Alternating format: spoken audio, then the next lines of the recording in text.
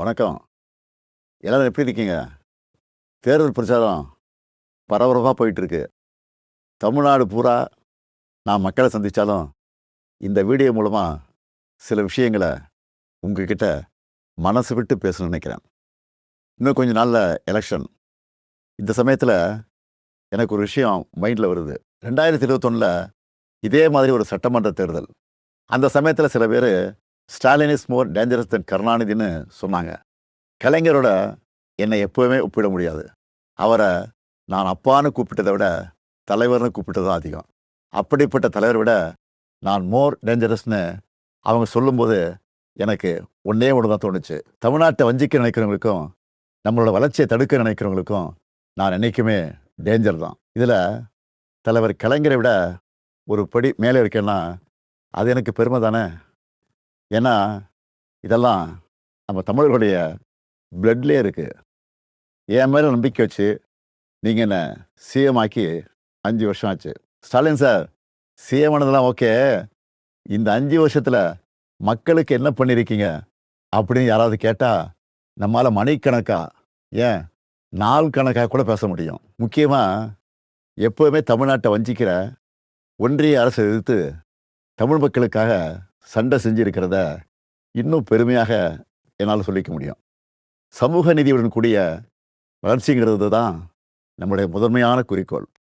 அந்த வகையில் கர்ப்பிணி பெண்களுக்கு மகப்பேறு உதவித்தொகை, மகளிர் உரிமைத் தொகை, மகளிர் விடியல் பேருந்து பயணம், தோழி மகளிர் விடுதி, மக்களை தேடி மருத்துவம்னு கருவில் இருக்கிற குழந்தையிலிருந்து வயது முதிர்ந்த மூத்த குடிமக்கள் வரைக்கும் எல்லாரும் பயனடைகிற மாதிரி நிறைய திட்டங்களை கொண்டு வந்தோம். நம்மக்கிட்ட காசு இருந்தால் எடுத்துப்பாங்க, நிலம் இருந்தால் பிடிங்கிப்பாங்க. ஆனால் படிப்பு மட்டும் யாராலையும் உங்ககிட்ட இருந்து எடுத்துக்கவே முடியாதுன்னு ஒரு சினிமா வசனம் இருக்குது. அது 100க்கு 100 உண்மை. நான் பதவியேற்றதிலிருந்து மாணவர்களை சந்திக்கும் போதெல்லாம் இதே கருத்தை தான் சொல்லிக்கிட்டு இருக்கேன். கல்வி ஒன்று தான் உங்ககிட்ட இருந்து யாரும் திருட முடியாத ஒரே சொத்து.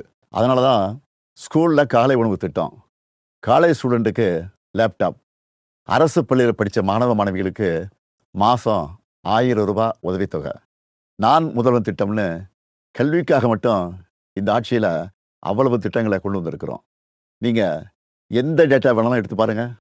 தொழில்துறை, விவசாயம், கல்வின்னு எல்லா துறையிலையும் தமிழ்நாடு டாப்பில் இருக்கும். அதுக்கு அடையாளமாக 14 வருஷத்துக்கு அப்புறம் தமிழ்நாட்டுடைய பொருளாதார வளர்ச்சி 11.19% எந்த மாநிலமும் தொடாத இரட்டை இலக்கத்தை தொட்டிருக்கு. இன்னும் உயரம் தொடுவோங்கிற உறுதியும் எனக்கு இருக்குது. இப்படி எல்லா வகையிலும் நாம் முன்னேறி இருந்தாலும் ஒரு சில குறைகளும் இருக்குதுங்கிறது எனக்கு தெரியும். ஏன்னா நம்மளுடைய ஆட்சியை பற்றின விமர்சனம், ஃபீட்பேக் எல்லாத்தையும் காது கொடுத்து கேட்குறவன் தான். குறைகளாக சொல்லப்பட்ட சில விஷயங்களை கூட நாம் மற்ற மாநிலங்களை கம்பேர் பண்ணும்போது ரொம்பவே பெட்டராக தான் இருக்கும். இருந்தாலும் அந்த குறைகளையும் சரி செய்ய எல்லா விதமான வழிமுறைகளையும் நம்ம ஏற்கனவே நடைமுறைப்படுத்திட்டோம். அதோட விளைவுகளை இன்னும் கொஞ்ச நாளில் நம்ம பார்ப்போம். உங்கள் எல்லாருக்கும் தெரியும், போன வாரம் ஒன்றிய அரசு டீலிமிட்டேஷன்னு ஒரு மசோதா கொண்டு வந்தாங்க. மக்கள் தொகையை கட்டுப்படுத்தி தொழில் வளர்ச்சியில் பெஸ்ட்டு பர்ஃபார்மிங் ஸ்டேட்டாக இருக்கிற நம்மளை தண்டிக்கிறதுக்காகவே அந்த மசோதாவை கொண்டு வந்த மாதிரி இருந்துச்சு. ஆனால் அந்த மசோதா வந்து அடுத்த நொடி முதல் எதிர்ப்பும் மசோதாவோட நகல் எரிப்பும் நம்ம தமிழ் மண்ணில் என் மூலமாக ஆரம்பிச்சது. நாம் கொளுத்தின அந்த நெருப்பு தான் இன்னைக்கு கொழுந்து விட்டு எரிஞ்சு அந்த மசோதாவை சாம்பலாக்கியிருக்கு. தேர்தல் நடக்கிற இந்த சமயத்தில் இவ்வளவு ஆணவத்தோட நம்மளை வஞ்சிக்க நினைக்கிறாங்கன்னா, இந்த தேர்தலில் அவங்க அடிவருடி எடப்பாடி பழனிசாமி ஜெயிச்சு ஆட்சிக்கு வந்துட்டா என்னென்ன கொடுமைகள்லாம் இங்கே அரங்கேறும்னு நான் சொல்லி உங்களுக்கு தெரிய வேண்டிய அவசியம் இல்லை. பாஜக மாதிரி மதவாத சக்திகள் திமுகவை இந்துக்களுக்கு எதிரான கட்சின்னு பொய்யான ஒரு பிரச்சாரத்தை பண்ணிக்கிட்டு இருக்காங்க. திமுக ஒருபோதும் இந்துக்களுக்கு எதிரான கட்சி அல்ல. எங்கள் ஆட்சியில் தான் ஆயிரக்கணக்கான கோவில்களுக்கு குடமுழுக்கு பண்ணியிருக்கிறோம். 7000 கோடி மதிப்புள்ள கோவில் நிலங்களை மீட்டிருக்கிறோம்.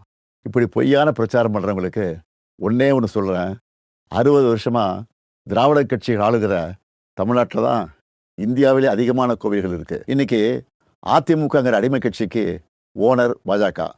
அவங்க ஆட்சி செய்கிற மாநிலங்களில் கிறிஸ்துமஸ் அன்னைக்கு சர்ச்சில் பூந்து கலவரம் பண்ணுறது, புல்டோசர் வச்சு இஸ்லாமிய மக்களோட வீடுகள் இடிக்கிறதுன்னு எவ்வளவோ கொடுமைகள் பண்ணுறாங்க. இதெல்லாம் தெரிஞ்சும் எடப்பாடி அவங்க காலில் விழுந்து கிடக்கிறாரு. ஆனால் சிறுபான்மை மக்களுக்கு ஒரு பிரச்சனைன்னா என்றைக்குமே நாங்கள் களத்தில் நிற்போம். அவங்க உரிமைகளுக்காக போராடுவோம். 1975 மிசாங்கிற ஒரு போரை அன்றைய ஒன்றிய அரசு நடத்தினப்போ அதை எதிர்த்து போரிட்டு வந்தான் இந்த ஸ்டாலின். அப்போ நான் ஒரு இளைஞன், கலைஞரின் மகன். இன்னைக்கு நான் அப்பா ஸ்தானத்தில் இருக்கிறேன். இப்போவும் நமக்கு எதிரான போரை எதிர்த்து நிற்கிறேன். எந்த பிரச்சனை வந்தாலும் தமிழ்நாட்டையும் தமிழர்களையும் பாதுகாத்து நிற்பேன். இது என்னுடைய உறுதிமொழி.